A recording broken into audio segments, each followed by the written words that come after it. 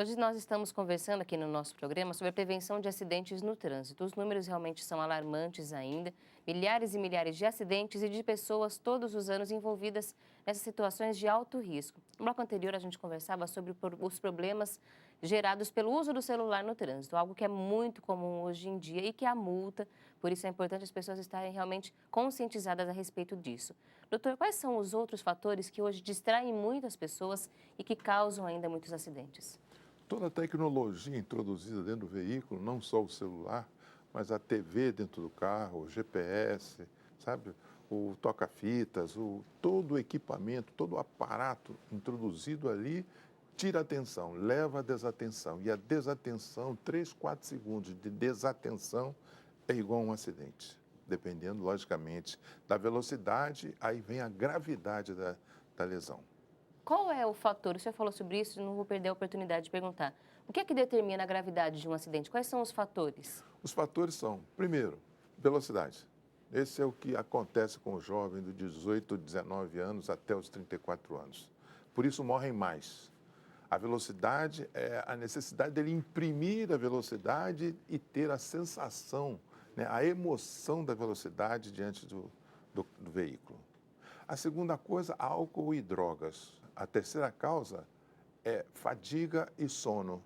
E a quarta causa são as desatenções produzidas por essa tecnologia introduzida que nós já comentamos. São os fatores, então, que acabam trazendo mais gravidade a Mais um acidente. gravidade. Não há dúvida que negligência, imprudência, o sujeito impaciente, o sujeito que tem problemas psicológicos, psiquiátricos, que tem distúrbios comportamentais, né? Como é, por exemplo, o sociopata, né? Aquele camarada que não sabe conviver em sociedade.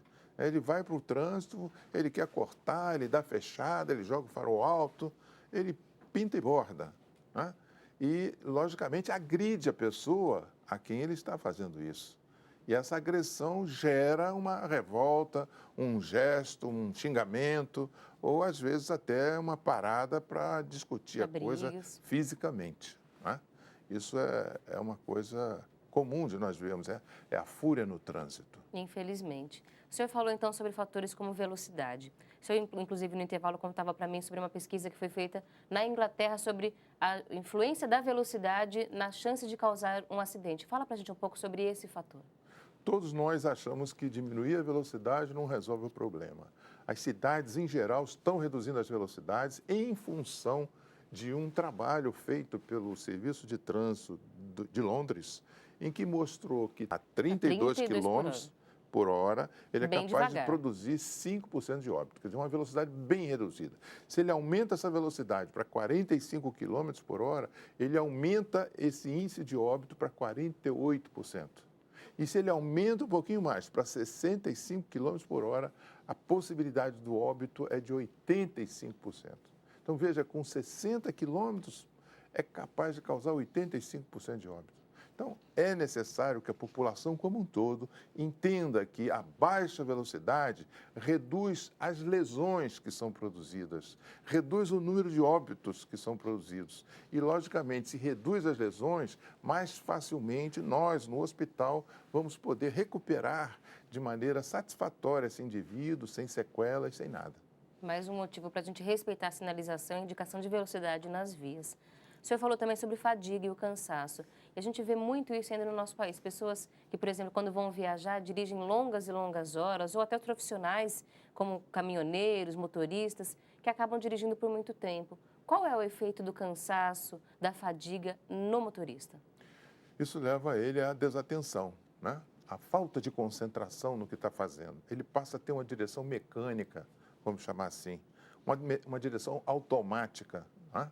E é comum o acidente grave, gravíssimo em função disso. Por quê? Porque ele fica torporoso, ele fica sonado, ele cochila, ele tem microcochilos na direção veicular e, de repente, vem uma curva, ele não consegue entrar na curva porque ele está obnubilado, vamos chamar assim. E, em função disso, ele cai fora da estrada. E mata ele, mata quem estiver com ele, derruba a carga que está carregando, perde a carga.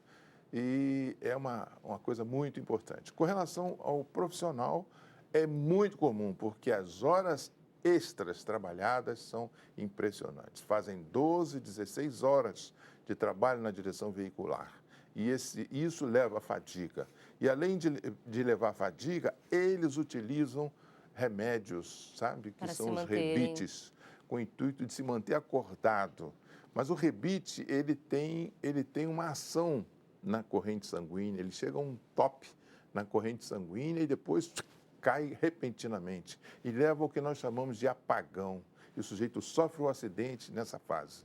E aí coloca em risco a sua saúde, é uma situação que realmente é uma bomba relógio e é por isso que a gente tem que conversar no programa de hoje exatamente sobre isso. Uma questão de saúde pública, uma questão de conscientização. Converse com seus familiares, com seus conhecidos sobre a importância da segurança no trânsito. No próximo bloco vamos pensar um pouco na importância de prestar socorro devido a essas pessoas, o que pode e o que não pode fazer quando você se vê numa situação como essa e também a prevenção de acidentes. Como é que nós podemos agir para mudar essa realidade? O doutor Dirceu vai continuar com a gente aqui no Viver é Melhor. Nós nos aproximamos do momento de estudo e prece aqui na programação da Boa Vontade TV. É um instante que você, seu amigo, você, seus familiares, todos podem participar desse programa, porque nós estamos, acima de tudo, pensando em saúde, pensando em qualidade de vida e em equilíbrio. E nós vamos continuar estudando o artigo Altruísmo, uma revolução, que é a nossa proposta de estudo hoje aqui no Viver é Melhor. Praticar o bem é saúde para o corpo e saúde para a alma. Quando nós realmente vivemos num mundo mais equilibrado, numa sociedade que se respeita, nos sentimos melhor, nossa saúde fica melhor também. Por isso, vale a pena pensar dessa forma em qualidade de vida, não pensando apenas em você, nas suas necessidades físicas, mas nas carências sociais, nas carências espirituais de todos que estão ao nosso redor. O jornalista Paiva Neto continua escrevendo a respeito do tema. Nós trazemos agora, preparando esse momento, mais um destaque. Leia junto com a gente. Dando sequência à leitura.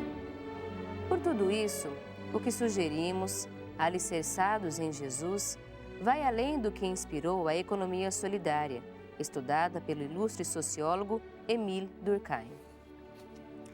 A economia da solidariedade espiritual e humana que preconizamos é holística, porquanto nos convida a vislumbrar a nossa verdadeira origem, a espiritual. Somente assim haverá a humanização e a espiritualização do Estado e da própria cultura, ou seja, sob o banho lustral da caridade ecumênica, que não faz distinção de pessoas, pois considera que, acima de cor, crença, descrença, visão política, orientação sexual, idade, estamos diante de seres terrenos que suplicam por socorro e compreensão. Quando estivermos diante de um problema, de uma briga, de um conflito, de uma opinião que nós devemos dar sobre determinado assunto, devemos sempre nos lembrar de que quem está ali do outro lado é um ser humano, que tem alma, que tem coração, que tem sentimentos e que deve ser respeitado mesmo que pense completamente diferente do que nós pensamos, mesmo que faça escolhas que nós não concordamos.